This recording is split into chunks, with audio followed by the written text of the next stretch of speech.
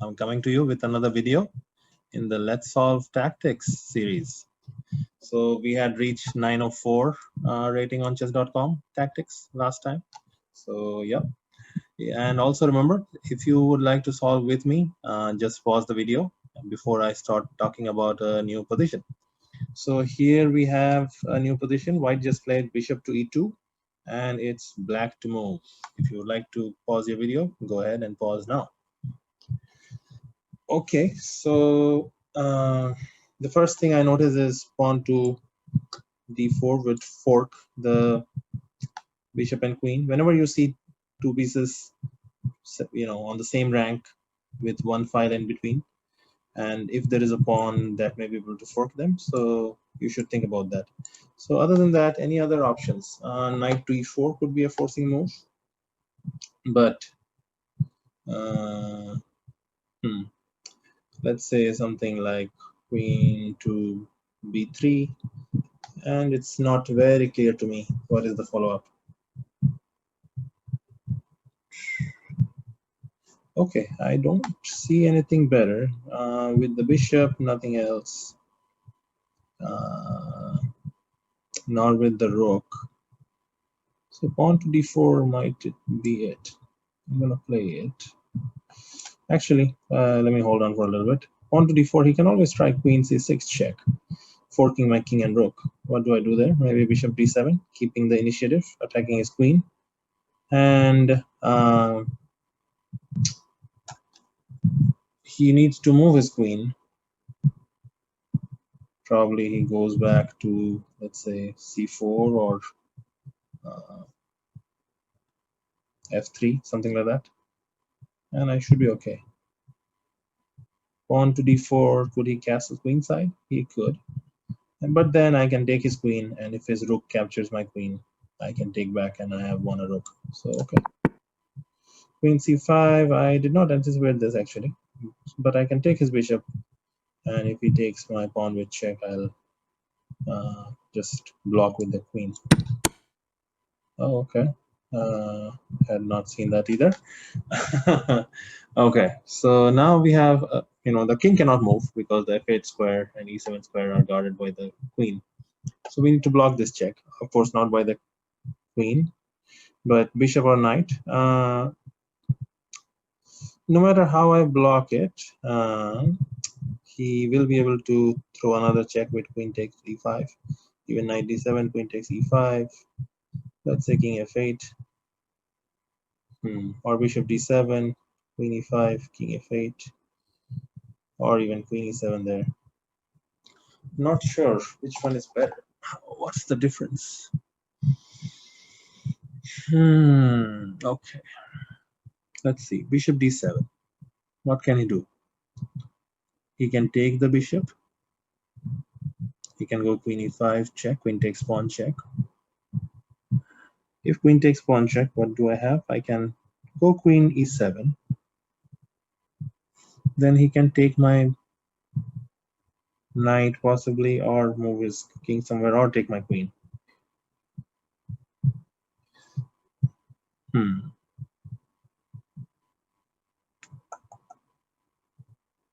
What about knight to d7? Knight d7, queen e5, queen e7. I'm not understanding what is the difference in all these. I instinctively want to play bishop d7 just because it develops another piece.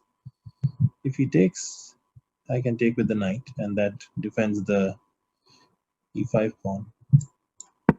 Okay, I got that right.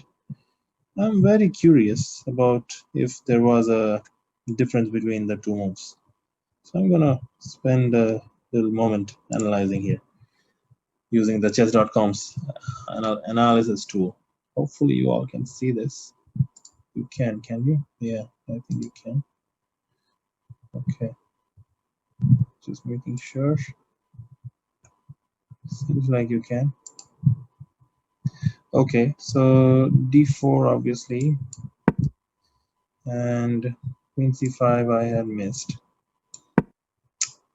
Maybe I need to do a better job of looking at all kind of forcing moves for my opponent.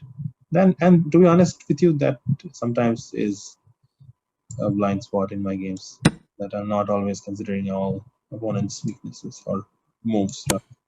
So here, knight d7 is considerably worse. Actually, knight d7, it says it's a draw, whereas bishop d7 wins. I don't know why. So knight d7, queen e5 check. We looked at this. I was planning to go king queen e7, and he says white continues on with bishop queen g7, and it says I can win the bishop here, but it's not still clear to me what's so bad. Okay, let's go back and let's compare bishop d7. Why is bishop d7 so much better? Can't white do the same thing? Queen takes e5. Oh my god, yes, I see the point now. The point is this g7 pawn cannot be captured because there is a knight in the middle. So the knight is still on f6 and g7 cannot be captured. Wow, that is the difference. So, even if this happens, I guess in this case, he says take with the knight. What about queen g7 then? So it's okay in this case, but okay. Yeah, so sometimes discerning the difference between moves can take a lot of deep analysis. Okay, but I digress. Let me go back to the original puzzles that we were doing, and let's continue. Okay, you can still see this, hopefully. Yeah. Okay, let's continue. Okay, white to move.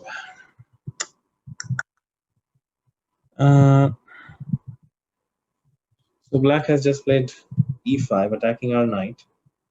What else do I notice? I notice this hanging knight on c6, and my knight has this very nice d5 square to jump to. His pieces are pretty much all undeveloped except for this one knight. So also I noticed that the queen and rook are lined up, so there is a knight takes g6 would be possible, and if he captures, I win his rook. So there is a pin. Okay, let's see. So knight takes g6 is the first candidate. What else can I do? A slow move would be knight d5, but I'm not really threatening anything because the f6 square is protected twice by his queen and knight. So that doesn't seem like the clear answer. If I ignore this attack of the knight, then I don't see anything great with the bishop or queen. So knight takes g6 has to be it. What does black do is the question. If he captures, I take his rook. I think that's clear. If he doesn't capture, his rook is trapped. I still take his rook. What else can he do? Moving the bishop or knight or even queen doesn't have too many active possibilities. No checks. Knight to b4 and d4 are both controlled, so there are no forks on c2. Looks good. Okay, okay, let's continue. Okay, white to play. Black has just moved his king to h7. Okay, so I noticed that the king is again cut off and has no moves actually. So the f5 pawn controls the g6 square. So whenever a king has no moves, you should think about checkmating opportunities. So my eye is drawn to knight f8 check. He'll be forced to come back to the back rank. So the king has to go to g8 or h8. Then when I move the knight, let's say to g6, that'll be another check. And there he will be forced to either come back to h7 or go to f7. And if he goes to f7, rook to f8 will be checkmate. Yeah, because the knight on g6 covers the e7 square. And if he goes to h7, rook to h8 will be checkmate. So we have a mate, a few moves here. And Okay, let's continue. So white to play. Black has just played his pawn to d5. So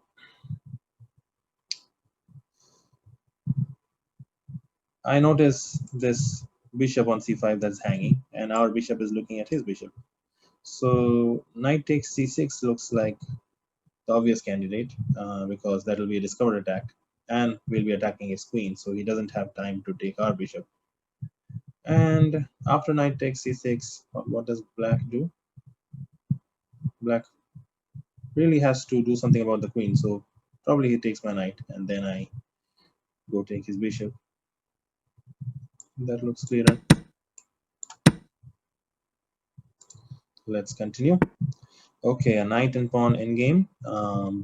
White to play. Black has just moved his king to c5. Okay, so obviously the only good thing going up for white is this h pawn, which is close to promoting. But pushing the pawn will let black sacrifice his knight for the pawn, after which, I'll have to take his pawn and it'll be a draw. So for me to win, I need to keep this pawn alive. That is clear.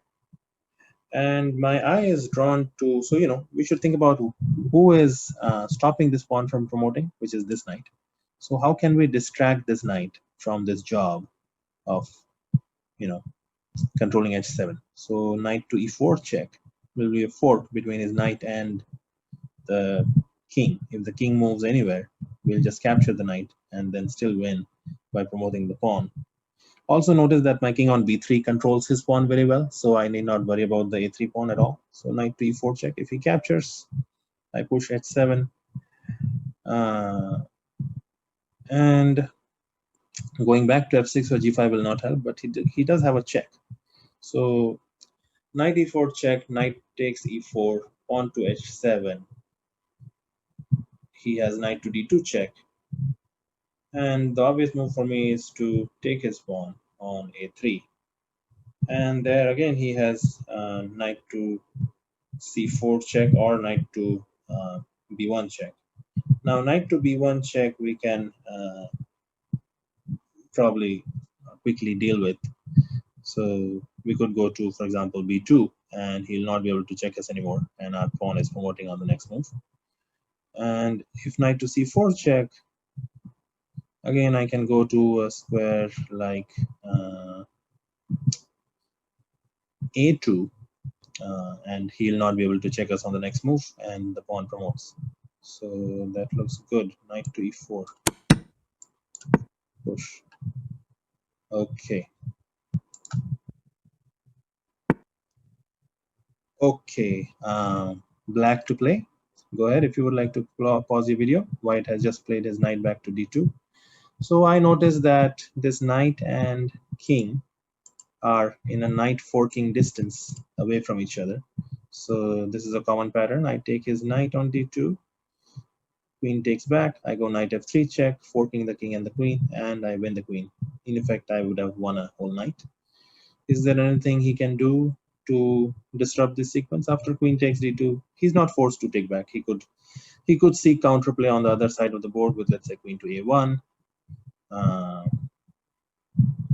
He doesn't really have any forcing moves, I don't think.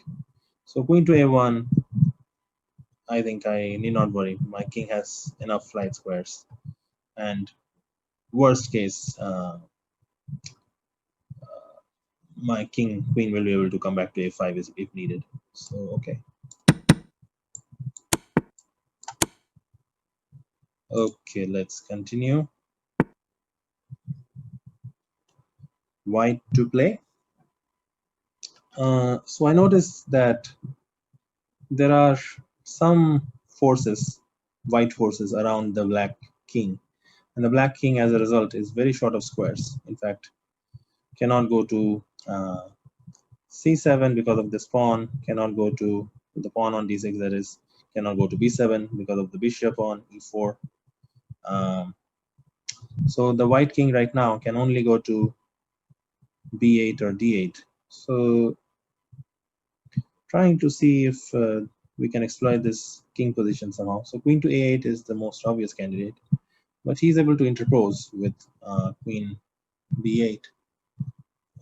In that position, I will have bishop to b7 check using the pin on the queen, and he will be forced to go to d8 with his king, in which case I can take his queen on b8 with my queen, and again he would be forced to interpose with his bishop on c8, whereupon I take his bishop with my queen, and that is checkmate. So check using the pin, check, and next move would have been bishop c8, queen takes c8 mate. Okay.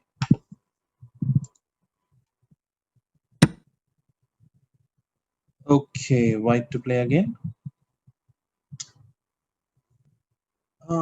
So the first thing I notice is this alignment of pieces. The queen and knight are lined up along this nice diagonal. So bishop g2 suggests itself, skewering the queen and the knight.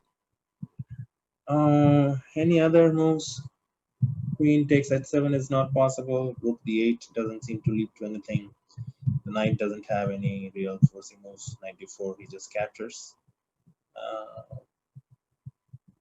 And after bishop g2, what do I expect from black?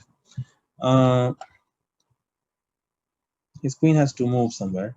So something like moving to g3 or g4, probably attacking my h4 pawn makes sense. In which case I'll take his knight and I'll be attacking his rook. That should be good enough. Okay, let's continue. Black to play. White has just captured our knight on e5. Okay. So, I mean, the most obvious move is, of course, to take back his rook, but there's also, I have to notice that my rook is attacking his queen, and when I take it, it's with check. So instead of taking his rook, it makes sense to take his queen first with check. He would probably recapture, and then I can take his rook on e5. He does have rook to d8 check in that position, trying to promote his pawn, but I'll play king to f7, and when he promotes, makes the queen. My queen on e5 will be able to capture his new queen, and once he takes my queen, my king on f7 can capture back, and at the end of all those complications, I'll be left with a rook against his pawns, so that should be winning. Okay, yep, we prepared ourselves for this. King to f7, and take, and there we have it, a winning endgame with the extra rook. Okay, white to play. So I notice again the black king is completely stuck, has no moves, and there is actually a nice mate in 2 sequence. If you have not seen it yet, please pause your video and find it. So rook takes h6 check, followed by rook h7 is checkmate because the knight protects the rook and the king in the corner is trapped. And with that, I reach above the 1000 mark. So I'm going to stop this session here and see you all next time. Hopefully you learned something, or at least enjoyed this session. Okay, bye guys.